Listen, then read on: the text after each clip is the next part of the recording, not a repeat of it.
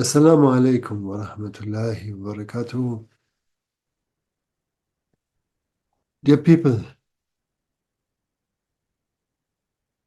usually we have this division between the body, the mind, and the emotions, and we are saying we're identified with the body, we're identified with emotion, but in reality, actually, we just for the sake of communication, we say that we're identified with the body, we're identified with the emotions, but all over, of course, it is always the identification with the mind, right? It is always the mind first that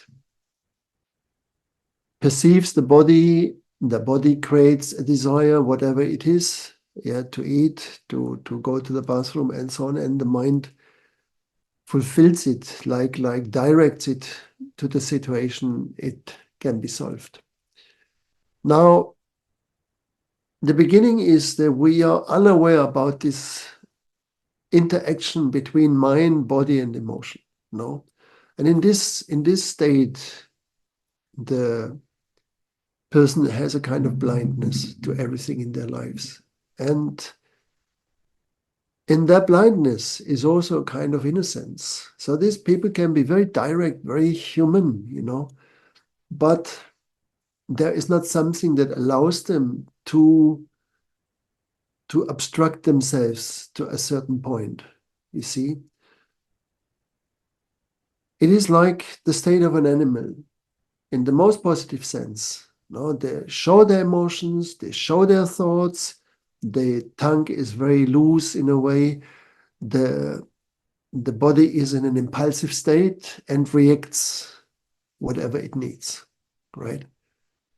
So when you cross this level, this area, and you come into the area where you start to observe yourself and you need distance, you need a kind of level of abstraction towards your own self and your needs to do so, then you lose this innocence, you lose this uh, sense of that you can just enjoy whatever you do. Like you want to drink alcohol, you go and drink and you get drunk and it's good. There is not a second thought that it should not be good or it should not be done or whatever.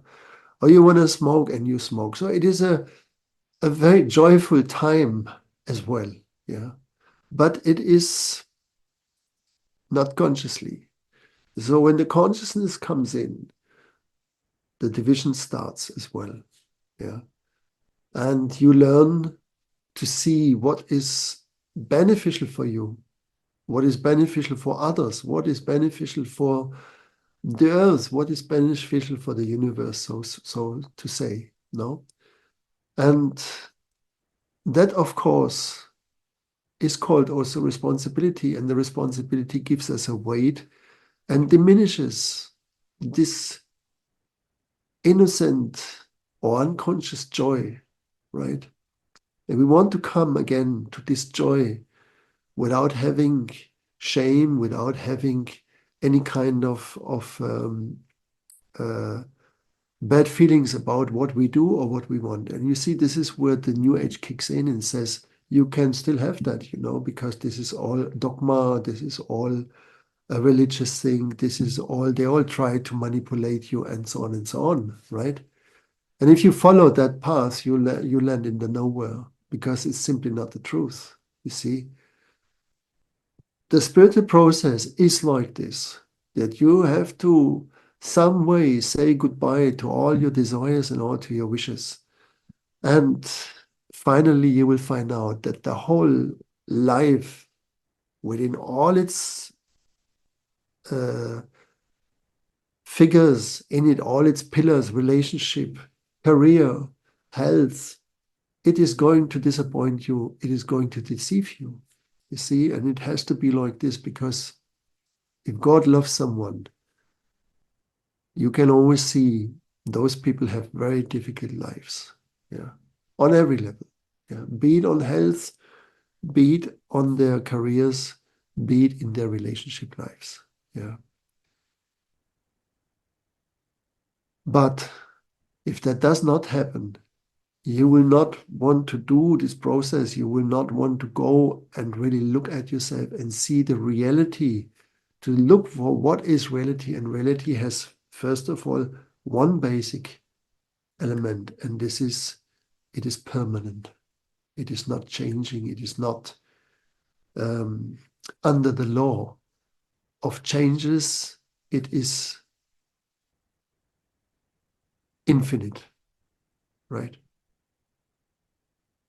And when you start to think what is infinite, see, this is not an easy thing to understand, right? And so one of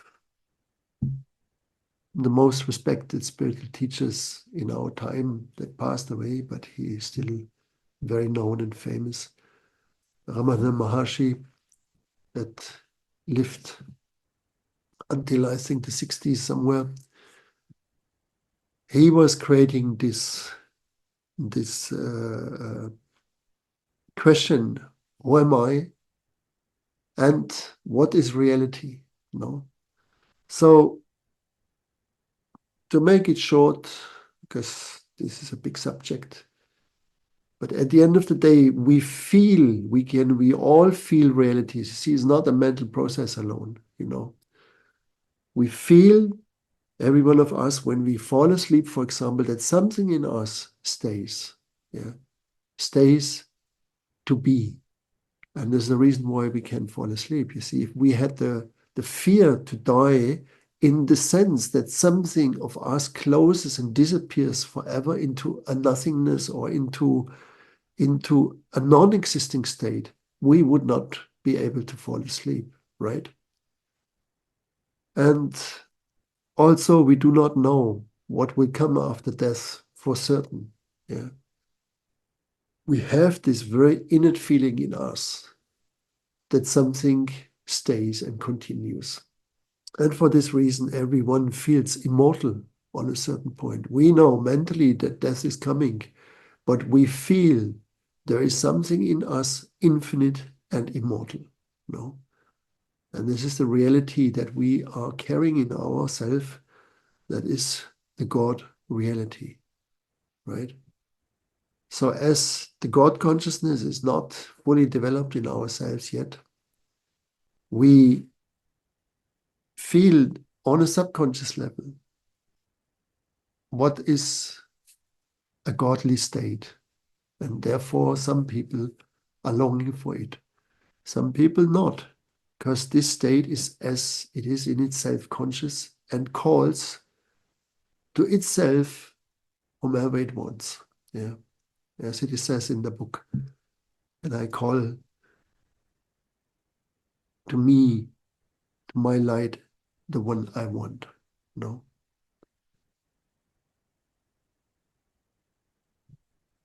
When you understand these simple things, that at the end it is your mind that creates your happiness or creates your unhappiness, you already made a huge jump.